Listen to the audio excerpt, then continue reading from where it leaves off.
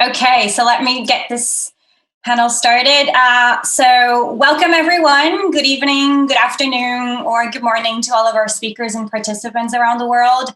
Welcome to our panel. It's not just about big tech, online harms and international law, which is co-hosted by the Oxford Institute for Ethics, Law and Armed Conflict, also known as ELAC, as well as its Program for International Peace and Security, IPS, both of which are based at the Blavatnik School of Government at the University of Oxford, which is this beautiful building that you can see behind me.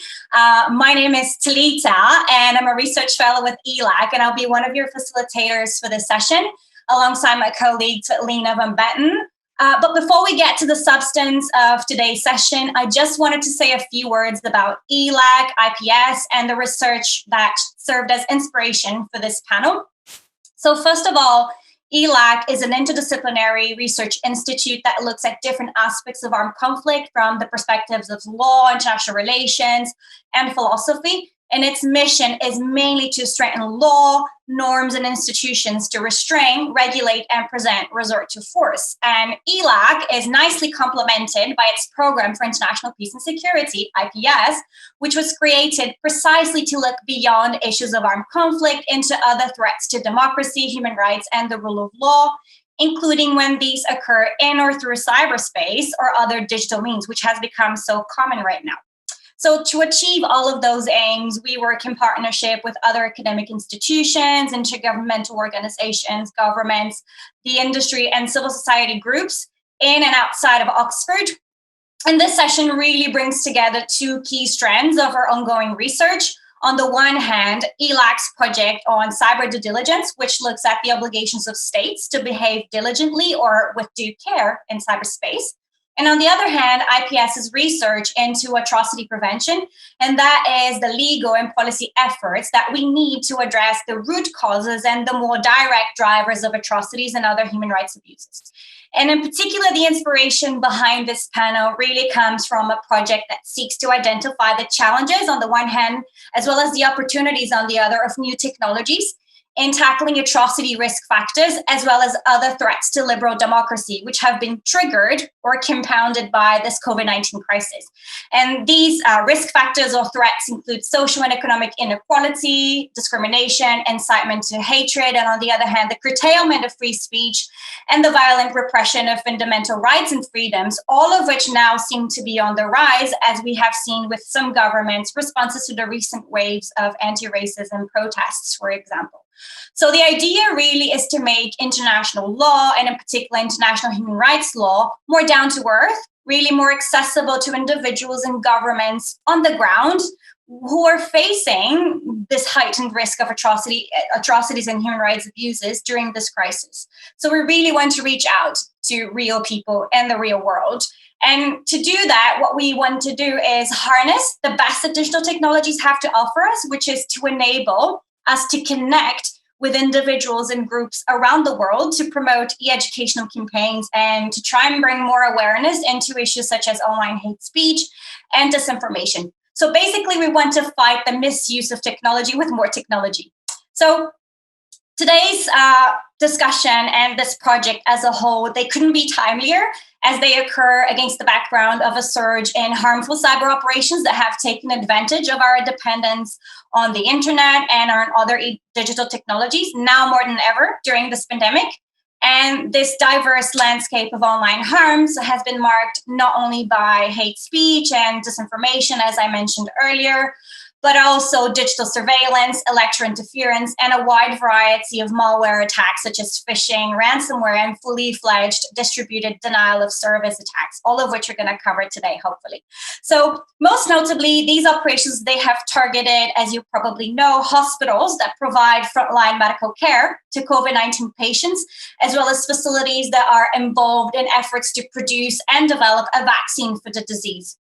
So to me, I see this as a combination of circumstances that are strikingly similar to the explosive cocktail of factors that led to conflicts such as World War I and World War II, such as economic recession, a global health crisis, social inequality, the rise of illiberal governments, populism, nationalism, and xenophobia, all of which can be dangerously compounded by online behavior. So ironically, this is also the year in which we celebrate the 75th anniversary of Auschwitz liberation, the Holocaust Remembrance Day, as well as the 25th anniversary of the Srebrenica genocide. So these milestones, they remind us that something needs to be done to stop this ticking bomb that may lead to atrocities, armed conflict, and the demise of our democratic values, either online or offline. So while one way to approach the problem is to call for private tech companies to be held responsible for their human rights impact, the so-called Business and Human Rights Project, the problem is that existing international law does not impose direct binding obligations on corporations.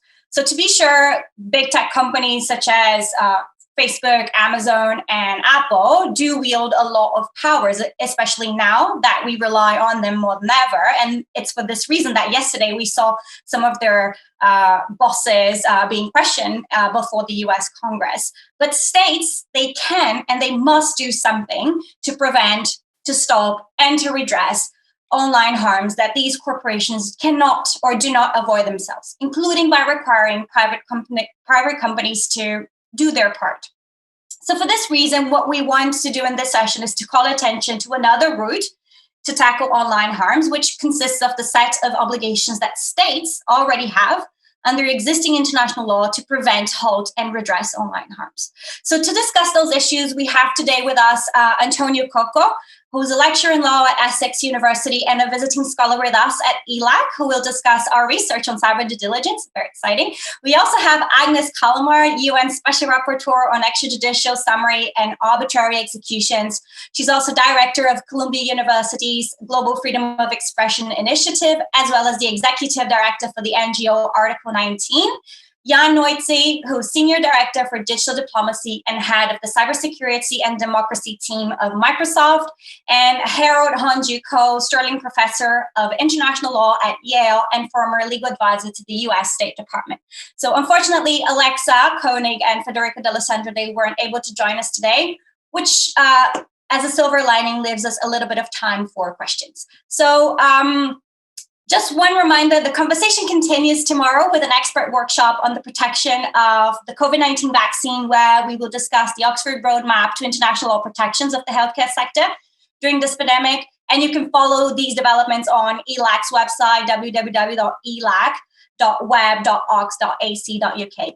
So a couple of housekeeping rules. The session is being recorded and it will be available on the platform for all participants as well as on our website. So please do not record it or take screenshots. And there will be time for Q&A at the end. So please ask your questions on the chat function on the platform and we'll pass them on to the speakers at the end. So I'll now hand it over to Antonio so we can get the discussion going. Thank you very much for being here today.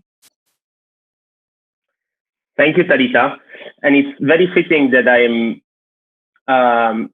speaking immediately after Talita, because what I'm going to be presenting today is research that we have carried out together at the Oxford Institute for Ethics, Law and Armed Conflict. I've been trying to share my screen, but for some reason I can't.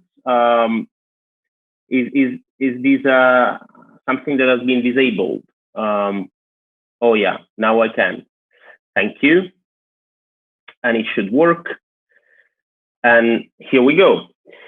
So today, what I'm going to be presenting is the research project that we've been carrying out at ELAC on cyber due diligence. And I'm going to talk a little bit about the context and the motivation for this research project, building on what Talita has already been said. I want to mention that this project is generously sponsored by the government of Japan. This project is currently ongoing, and I'll be talking a little bit about the concept of due diligence before delving into current state approaches to due diligence in cyberspace. And then I'm going to be presenting our submission, our idea coming out of this research, that there are in international law a number of international obligations that oblige states to protect a range of entities, states or non-state entities, from online harm. And then I'm going to be talking about the next step in this project. So where does this project start from? From the realization that many harmful cyber operations are occurring. And just to give a couple of examples, recently, healthcare facilities in the Czech Republic have been severely hit during the COVID-19 pandemic, stopping their operation for several days, or vaccine research facilities have been targeted by malicious cyber operations that have been detected in a joint operation by the US, the UK, Canada, and Australia. Now, when we try to tackle these harmful cyber operations from an international law perspective, of course, it's easy to say that most of these harmful cyber operations are prohibited and states should refrain from embarking into them. But when we phrase obligations in these negative terms, in which states have to avoid doing them, they are prohibited, we encounter the problem of attribution. In fact, most of these cyber operations are very difficult to attribute, to link to a state that would be the duty bearer. And that's why we are trying to look at them from a different perspective. We want to take a step back and see if states are obliged in the first place to prevent harmful cyber operations carried out by other entities, be them other states or non-state actors, or to stop ongoing attacks, or to remedy harms that have already been perpetrated. This rests on the concept of due diligence, which is not a single rule, or at least not necessarily, but designates a standard of conduct that we can find in several primary obligations in international law. It basically requires states to do their best efforts, to do as much as they can do to tackle a certain risk or a certain harm. And it reflects what in pop culture is known as the Spider-Man principle. With great power comes with great responsibility. The more capacity a state has to prevent cyber online harms, the more it must do to prevent them or stop them or redress them. And when we look at a relationship around one of these harms, we can describe it as a triangle, where we have a state that's the duty bearer that has to keep some conduct to prevent or halt or redress the harm, that comes from a second entity that's the source of the harm or the perpetrator. It could be another state, it could be hacktivist group, it doesn't matter, in favor of a third entity, what we call here the victim, or at the same time the beneficiary of this due diligence obligation. What do states think about due diligence in cyberspace? Our starting point is that there is general understanding that international law in its entirety applies in cyberspace by default. It's not a matter of whether it applies, it's a matter of how it applies. And when we get to examining due diligence in particular, it's easy to find lots of state practice and opinion jurists that support the existence of some sort of due diligence obligations in cyberspace. Here in the map, you can see some of the states that have explicitly endorsed the application of due diligence obligations in cyberspace. However, as lawyers, we need to understand what is the legal basis of these obligations and their exact content. Our starting point has been the expressions of a potential cyber-specific rule of due diligence that have been made in the last few years. For example, the experts that drafted the Tallinn Manual 2.0 a few years back, purporting to restate the status of international law as applicable in cyberspace. They have added to their manual rule number 6 that says a state must exercise due diligence in not allowing its territory or cyber infrastructure under its governmental control to be used for cyber operations that affect the rights of and produce serious adverse consequences for other states. The UN Group of Governmental Experts in 2015 framed these not as a binding rule of international law, but as a non-binding norm of responsible state behavior, with very similar language to the Tallinn Manual, saying that states should not knowingly allow their territory to be used for internationally wrongful acts that use information and communication technologies. The doubt persists as to whether the Tallinn Manual rule actually exists in international law. This view has been contested, as to whether the non-binding norm reflected in the Group of Governmental Experts report actually finds a counterpart in international law, as to whether there is a general principle of due diligence that applies also in cyberspace. But before getting to these big questions, we decided to start from a more modest basis, which is to look at existing obligations in international law that are not contested and that we believe actually already apply in cyberspace and constitute what we call a patchwork. There are a number of existing international obligations compelling states to behave diligently to prevent, halt, or redress online harm. We find two rules of general application in international law in particular. One is the one called the Corfu Channel Rule that says that basically states must not knowingly allow their territory to be used by other entities to commit acts that are contrary to the rights of other states. Another rule of general application in international law is what's called the no harm principle, according to which states must prevent significant transboundary harm originating from their territory to indeed harm entities outside of the territory. But when we look at specialized branches of international law, we also find some of these protective obligations that apply also in cyberspace. One example is international human rights law. There, states have a positive duty to protect individuals under their jurisdiction against harms even perpetrated online against their individual human rights, even if they're posed by external entities. And so rights that come into place are the right to life, the right to privacy, the right to health, the right to freedom of expression. If we look at the situations of armed conflict, also international humanitarian law provides for protective due diligence obligations. Just to give one example, states have an obligation to adopt protective measures to protect civilian infrastructure against the effects of attacks that are targeted against military infrastructure. And for example, they have to clearly separate their cyber infrastructure that's used for civilian purposes from that could be actually lawfully targeted because satisfies the requirements for military objectives.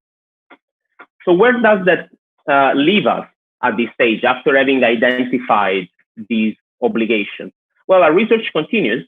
And at the moment, Talita and I are looking at actual due diligence measures. So what states must concretely do to implement these obligations that I've already, that I've just listed. Just an anticipation, we are looking into the establishment of adequate national legal framework, monitoring, international cooperation, and capacity building, among other things. The outcome of our research project will be a report in which we will also touch upon broader issues like sovereignty and jurisdiction in cyberspace. At the same time, academic research is not the only strand of our activities at the moment. We are also engaging continuously with other academics and with public opinion in a process that's been called the Oxford process that the Oxford ELAC undertook in partnership with Microsoft that has already produced some concrete outcome documents. After a workshop in May, we released an Oxford statement on international law protections against cyber operations targeting the healthcare sector that purports to disseminate and make clear what are the basic rules of international law that protect the healthcare sector against harmful cyber operations. It has been signed by over 130 scholars around the world, and it has been cited approvingly during a Security Council meeting. And now we are engaged into another endeavor, which we call at the moment the Oxford Roadmap, that concerns not the healthcare sector in general, but just safeguarding vaccine research. And we are hoping to get to a second statement that hopefully will get as much support as the first one. So we are engaged in general with research, with public engagement to find clarification about rules of international law that would make cyberspace more secure and more enjoyable for everybody. With that, I thank you and I look forward to the discussion. Thank you, Antonio. So now I'll hand it over to Agnès for her remarks. Welcome, Agnès. We are so excited to have you with us. Thank you very much for inviting me to to contribute to this conversation. I'm gonna shift it to different topics, and maybe just link it a little bit with Antonio's discussion. I think Antonio's proposals and the focus on due diligence is indeed very important and very well taken. I will certainly add that some of the examples Antonio proposed highlighted a state's duty to respect already rather than a duty to protect, probably. But one key actor in the ability of states to engage in those violations described by Antonio, or to fail in their obligation to protect, are of course private entities. And I know that the focus is on state obligations, but I think the reason why we are dealing with such a complex topic is that it is not just about state. It is about a private-public partnership that has become extremely toxic for human rights and for a range of people, including civilian populations, as well as human rights defenders. I wanted to highlight a few cases that I have worked on, in particular with my colleague, the Special Rapporteur on Freedom of Expression, David Kay, who is outgoing. I think today is his last day as a Special Rapporteur, and he has done extensive work on surveillance.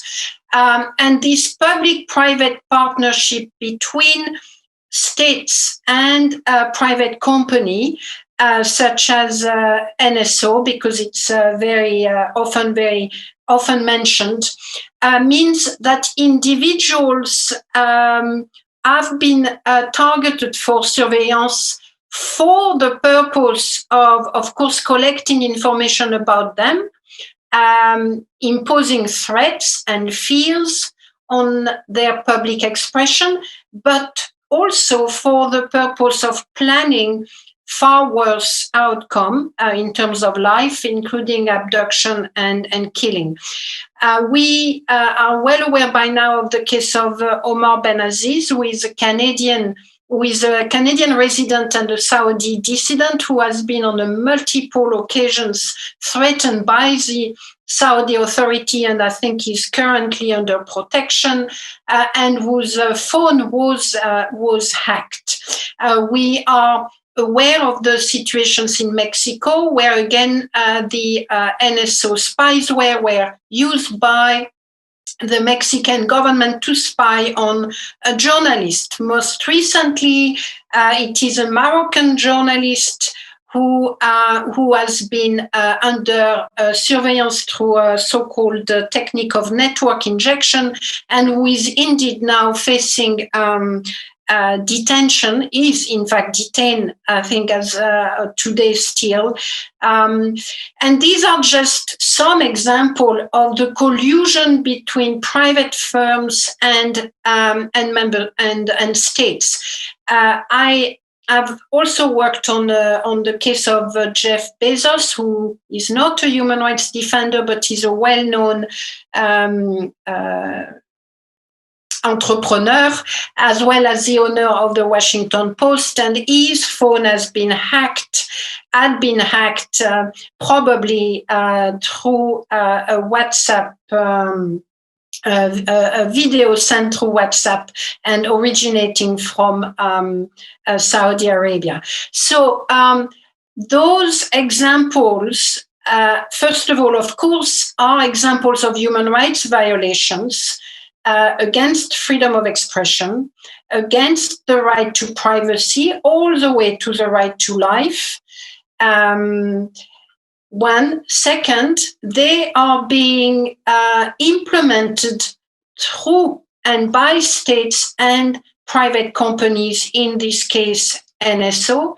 NSO is enabling governments to violate the right of their dissident or of other individuals those governments may be technically unable to produce those spywares, or may be so regulated that they cannot do it in a way that a company such as NSO can do that.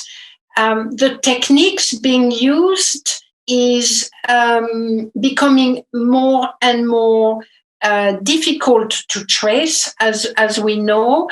The zero-click technique is particularly dangerous in that it is not through an action by the user that the spyware, the malware is injected into the system. The period of infection is very short, making it even more difficult to track down. Those problems are compounded by the complete absence of regulation over this kind of surveillance technology, both nationally, regionally, and internationally. That has prompted David Kay, the Special Rapporteur on Freedom of Expression, and I subsequently endorsed his call for a moratorium on the use and the export of such technology, as long as we do not have in place proper safeguards and mechanisms to uphold those safeguards, which is very complicated. What do we do about it? There are a number of lawsuits, largely prompted by civil society. There are lawsuits in Israel, lawsuit in the US, lawsuit in the UK. There will be a lawsuit probably in Catalonia. So strategic litigation is going to play an important role. It so far has not worked in Israel, but it may deliver stronger outcome in the United States. So that's a very important avenue to follow to protect ourselves against that collusion. We need to hold the company to account, and I will end my discussion with this. We need to hold the government where the company is headquartered to account as well. With NSO, for instance, is Israel. In other cases, it may be Italy or the UK. The companies, the countries that are providing a safe haven for those companies and for the production of their technology, in my view, should be held to account. And I will be very keen to see how Antonio could use those situations or could apply his system, his framework to us, Israel or the UK for King or Italy for Kingfisher.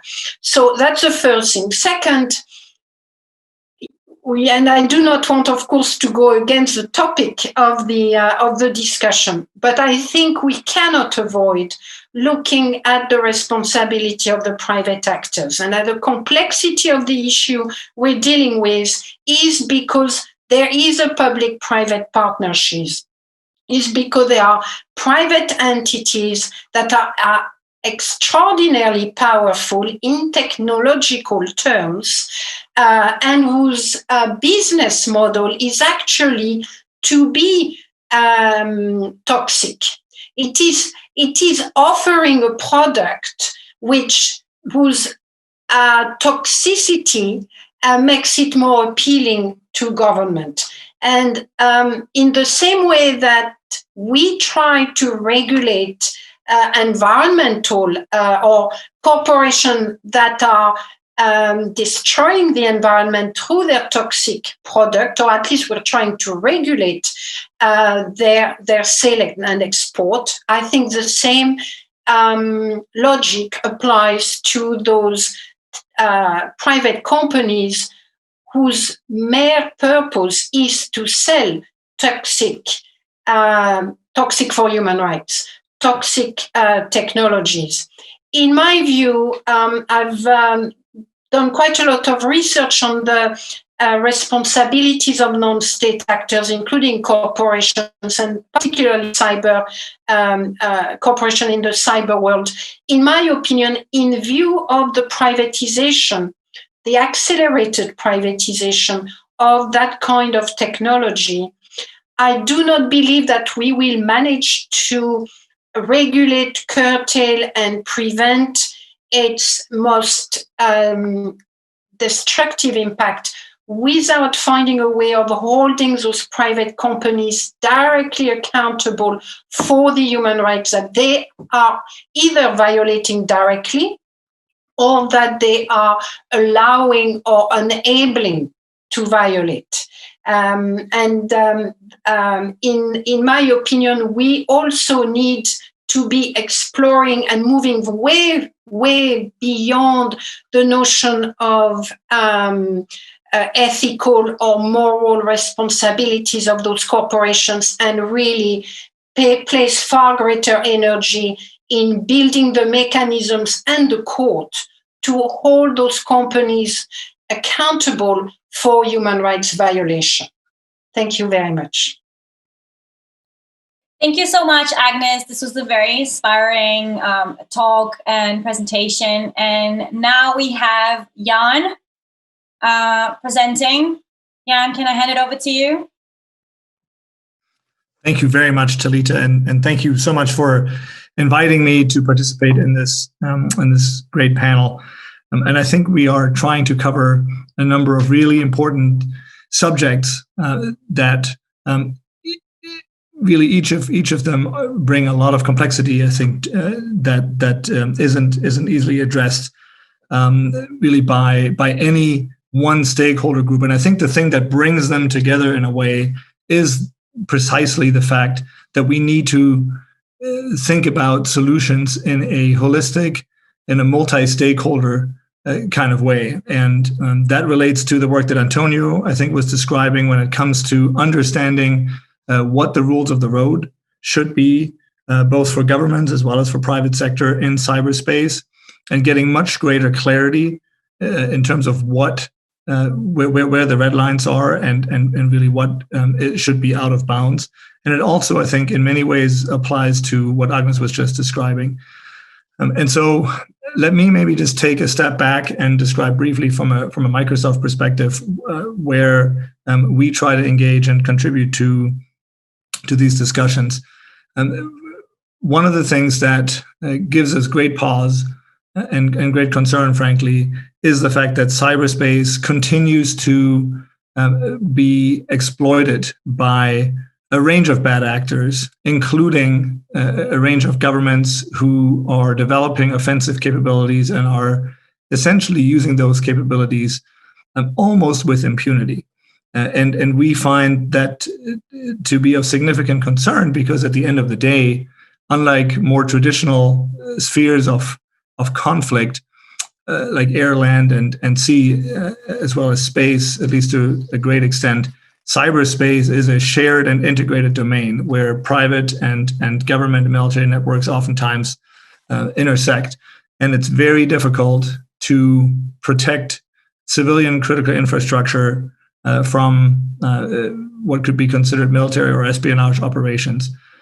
Consequently, the discussions around how those norms, as well as how international law applies, have been fraught with lots of challenges. And I think many of the folks watching online may be familiar with some of the international processes that are going on. There are two processes happening right now at the United Nations, the Government Group of Experts, as well as the Open-Ended Working Group, who are trying to establish and reaffirm principles and commitments that have been made over time, including the fact that international law in principle applies and should apply, we strongly believe, to cyberspace. What then becomes more challenging, however, is the question of how international law specifically applies to cyberspace.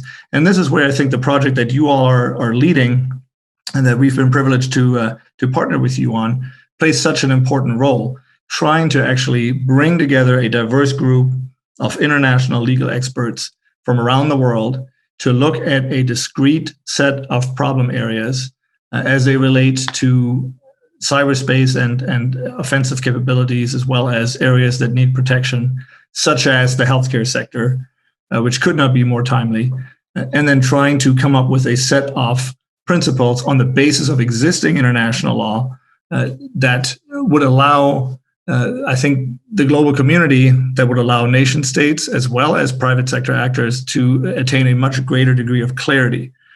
And so we strongly believe that there's a need for these discussions to continue. We strongly believe that these discussions should not be limited to governments alone, just like they shouldn't be limited to industry or academia alone. The real impact, the true impact that all of us can have is when we bring different experts and levels of expertise and different perspectives to the table, both in terms of cross-functional as well as cross-regional. And having that diversity of input, we think, will ultimately lead to a much clearer picture. I want to give a couple of examples of why I think this is so important, and highlight a few positive steps that we've observed in the last few months and years. 2018, I think, was an inflection point in the global discussion around normative behavior in cyberspace, when in November of that year, the French government put forward what's called the Paris Call for Trust and Security in Cyberspace. Since that time, the Paris Call, which outlines 9 principles, which actually were adopted in other fora, including at the UN, and just re-articulated them, essentially had success in mainstreaming the adoption or the support for those 9 principles by allowing and enabling not just governments, but also private sector companies, as well as civil society actors and academia, to come out in support of those principles. And since that time, the number of supporters has grown to, I believe at this point, over 1,000 different organizations and entities, including 75 UN member states, as well as a range of actors from private sector and civil society. Actually, a couple of principles I would call out that I think merit attention also for this discussion. The first relates to an area that is relatively new in the discussion and focus of how we talk about the impact of technology on society broadly, and that is the third principle in the Paris Call, which is all about foreign election interference. And we've been fortunate to be able to partner with a civil society organization called the Alliance for Securing Democracy at the German Marshall Fund, as well as with the government of Canada, to bring together a multi-stakeholder group to look into how to shore up that principle, how to do additional work and research, as well as come up with some best practices for how to, in fact, ensure that foreign election interference can be tackled. A lot of work to do there, certainly, and I don't think any one effort is going to produce the silver bullet. But I think by bringing together a multi-stakeholder set of views, we can advance the discussion to a point that makes it easier to absorb some of these best practices that are being discussed, both for governments that can learn from other governments, as well as for private sector companies that can learn from others in their space. So that's one example. The second principle that I think is really important is Principle 8, which relates to, at least to some extent, what Agnès just discussed, and that is a prohibition on private sector offensive action, or oftentimes called private sector hackbacks. And that is an issue that a group called the Cybersecurity Tech Accord, that was also launched a couple of years ago, which entails over 100 tech companies that have come together around a set of defensive cybersecurity principles, has taken on and is developing some best practices and further interpretation and guidance on. And so those are just two examples of how I think we can make tangible progress, in addition to the critical work that is happening with the Oxford process, and that ultimately will serve not just to highlight the problem set. I think there's been a lot of highlighting the problem set in the last few years, but that can start to advance concrete solutions in the years ahead, by way of making sure that these norms are not just articulated in their abstract form, but that there is concrete follow-on in the way that those norms are actually being adhered to, and ultimately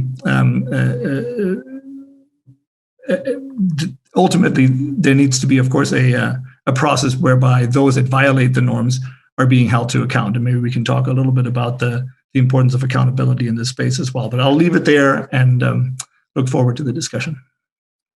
Thank you so much, Jan. I totally agree with you on multi-stakeholderism. I think that's the way forward to address issues of policy and law in cyberspace. And I definitely agree that we need more clarity as to the applicable law and especially international law. So now I'll hand it over to Harold, who will finish our panel. Harold.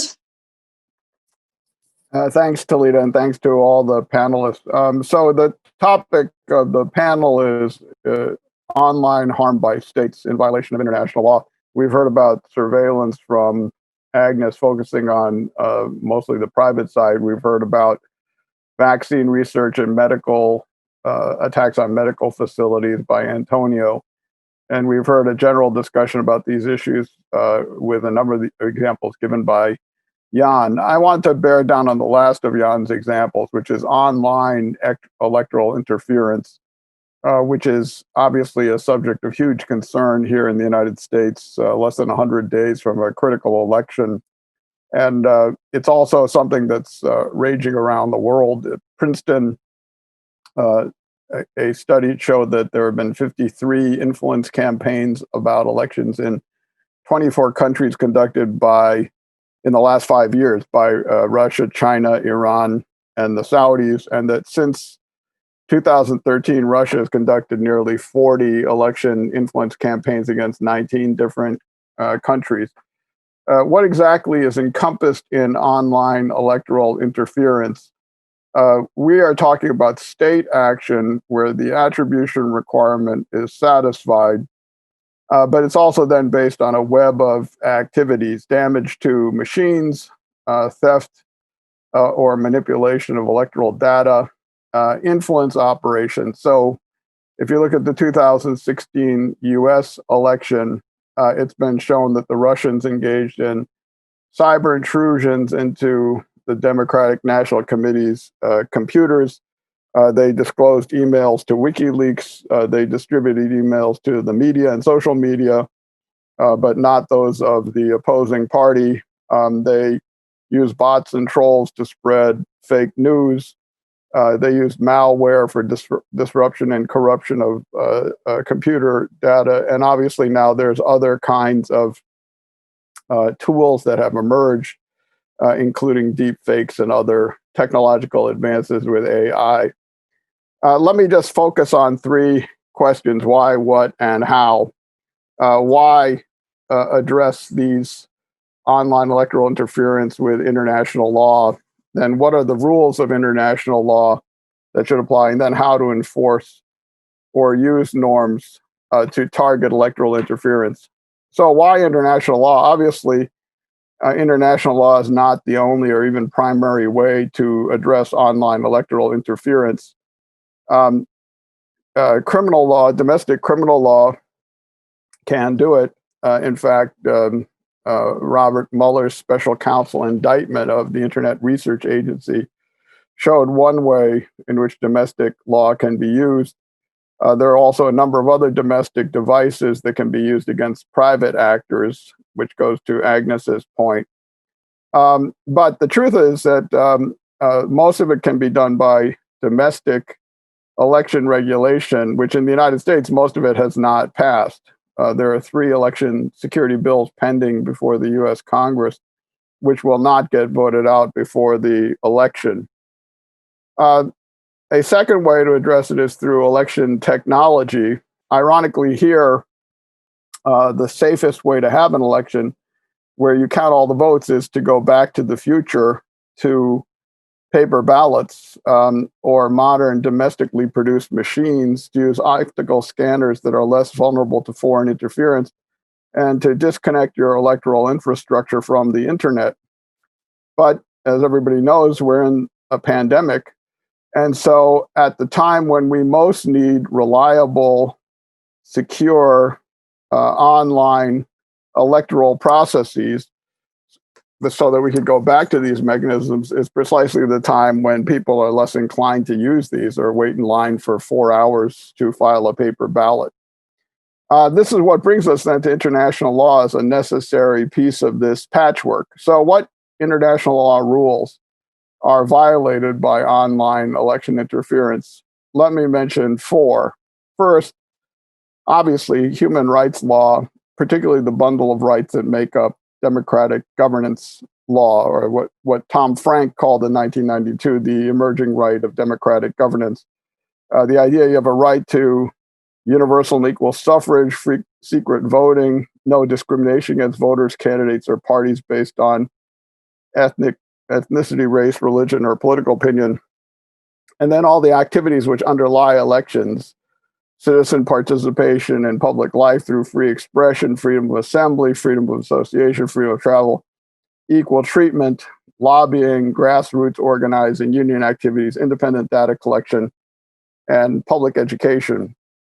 Obviously, all of these are protected by international human rights law, particularly Article 21 of the Universal Declaration of Human Rights, but also Articles 12, 18, 19, 21, 22, 25, and 26 of the International Covenant on Civil and Political Rights, which you can all take a look at, particularly Article 25. The European Commission and courts have invalidated national practices that are inconsistent with the European Convention on Human Rights, the Gatonis case against Greece. And there's a lot of state practice in this area as well that's established as customary law. Resolutions of the Security Council urging free and fair elections. The UN Human Rights Commission in the late 90s, 98 and 99, had 2 resolutions about the rights of democracy, the refusal of states and international organizations to recognize regimes who take power by extra-constitutional means, state action and conditioning foreign aid on democratic compliance, and maintenance of democratic institutions. So the human rights prohibitions are clear. The second body of law, international law, is general public international law relating to non-intervention in another country's popular sovereignty, probably most clearly expressed in the Helsinki Final Act, which says that each participating state will, quote, respect each other's right freely to choose and develop its own political system. Some commentators have argued that it is also protected by a principle of self-determination, particularly the use of various kinds of disinformation devices, which confuse people and deprive them of their opportunity to self-govern. The third body of law, international humanitarian law, obviously it's hard to hold elections in wartime, but if it's possible, then use of cyber devices to prevent people from voting is in violation of international humanitarian law. You see this in the Tallinn Manual and many other places. And then finally, the fourth and final area, in addition to human rights law, the law of non-intervention, public international law, the law of international humanitarian law, is emerging norms of cyber law, which were mentioned by Jan. In 2018, the G7 issued the Charlevoix Commitment and then followed in November with the Paris Call, which Jan mentioned. Principle 3 being the most important. Interestingly, the Principle 3 is quite detailed in a fairly short statement. It says that all 1,000 signatories, who are multi-stakeholders, have a duty to cooperate to assist one another to strengthen our capacity to prevent malign interference by foreign actors, public and private, aimed at undermining electoral processes through malicious cyber activities. So this is packed into that phrase, Paris Call Principle 3, is really all the elements that you need for a fairly comprehensive statement of the prohibitions that should operate against state actors in this area. So finally, how to enforce these norms as they emerge. Well, first and most obviously, we should write them down and get to agreed upon wordings. Here, there are multiple drafting fora. Jan described 2 at the UN, the GGE and the Open-Ended Working Group. But you also have a number of private groups that are operating and having these kinds of discussions. Once the norms are articulated, then a lot follows. They can be codified, they can be followed as state practice, which then is treated as opinio juris for customary international law. They can be internalized into domestic law. For example, in election security laws, they can be used as a basis to name and shame. They can be used to complement new legal or technical responses as they develop. And eventually they could be embedded into a cyber treaty, if and when that time comes. And indeed, this has been part of the direction in which the Oxford process has been going in its first 2 sessions about the medical sector and protecting cyber operations in the medical sector from intrusion, and now vaccine research. What's the virtue of this approach? Jan described 2 ways to make international law. One, I think, which is what they teach you about in law schools, is the Big Bang, the top-down approach. You have a big lawmaking conference like San Francisco in 1945, or the UN Convention on the Law of the Sea in 1982, or the Rome Conference in 1998, where you go from talk to law and then try to apply it to particular problems. There's another way to go, which is what appears to be happening here, which is a kind of bottom-up approach. You start with a problem, and we have real problems. People are stealing and disrupting the healthcare sector when people are on ventilators. As you just heard, the Russians are trying to steal vaccine research at a time when the whole world is desperately looking for a vaccine, both for health and also for reopening of the economy. So a bottom-up approach is to move from the problem to a particular legal solution, to a norm, and then to an articulated rule, which gets a lot of support from a lot of different actors. And the goal would be to assemble norms and like pieces of a jigsaw puzzle, and then put them together. Oxford Statement 1, 2, 3, 4, with the idea of eventually assembling a jigsaw puzzle that protects everyday life from cyber intrusion. This might seem like an ambitious project, but after all, this is what states and governments exist to do, to protect people in their everyday life. It's also what international law exists to do, to let a process of humane globalization evolve where states cooperate rather than simply compete with each other to do things that they find critical to life, like being healthy, like working, like voting, and like governing themselves. And so it is also important to note that many private actors are dedicated to that operation as well. Many of the private sector companies in the cyber area are doing nothing more or less than allowing us to have Zoom conferences or to communicate with one another, even at a time when we can't do it safely and healthily way because of disease that is outside our home.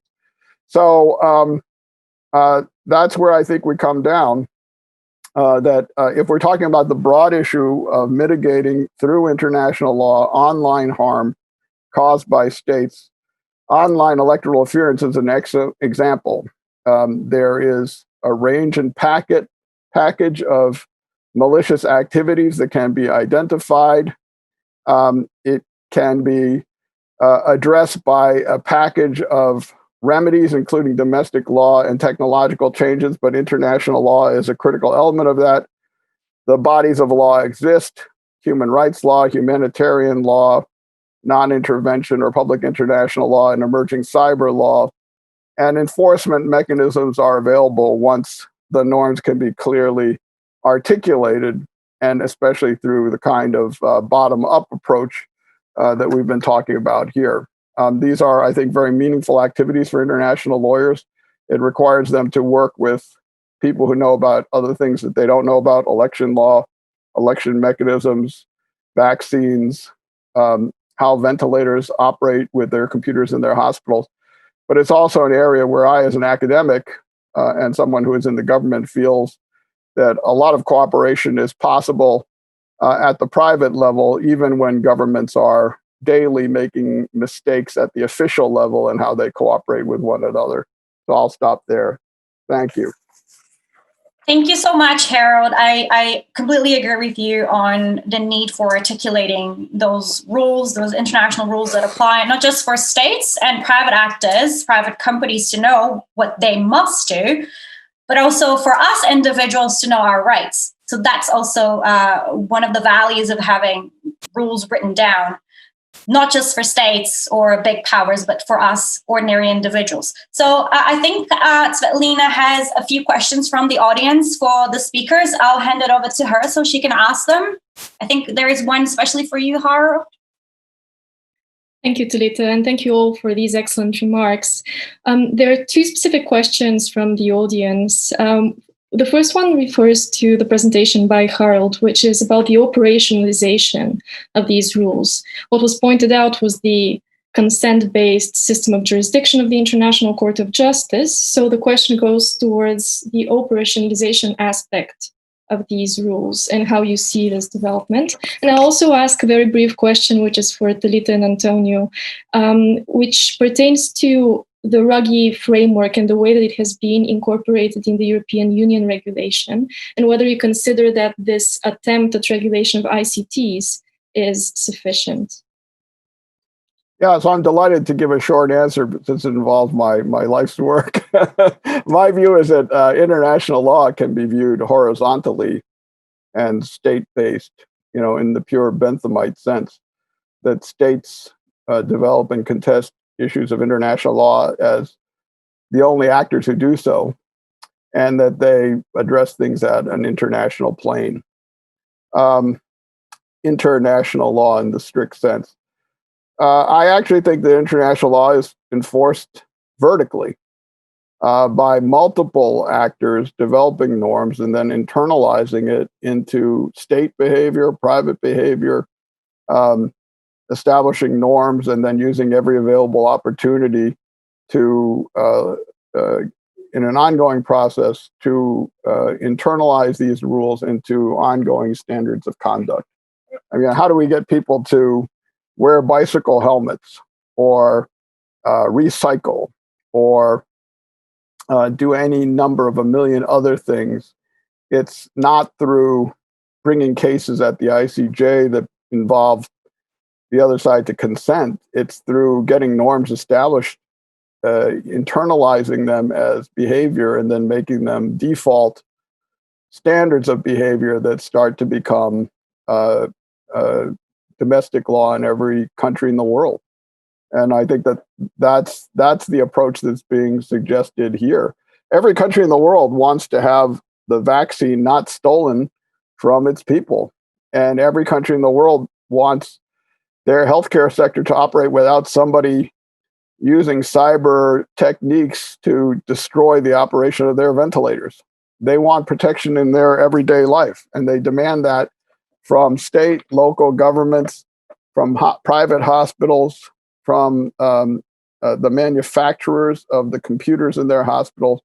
And that's ways in which all of these norms can be internalized by all of the players in the process.